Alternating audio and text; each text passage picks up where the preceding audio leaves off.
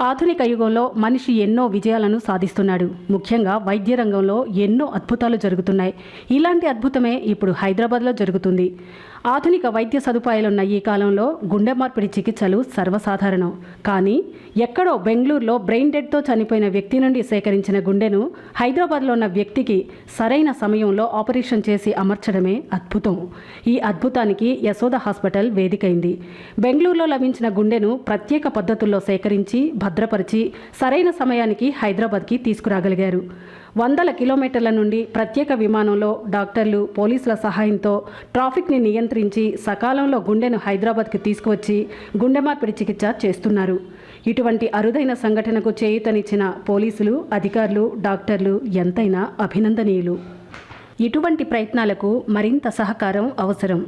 అవయవాలు దానం చేసేవారు, వాటిని అవసరమైన వారికి చేరవేయడానికి సహకరించిన వారు అందరూ అభినందనీయులే కాదంటారా? Hats off to all.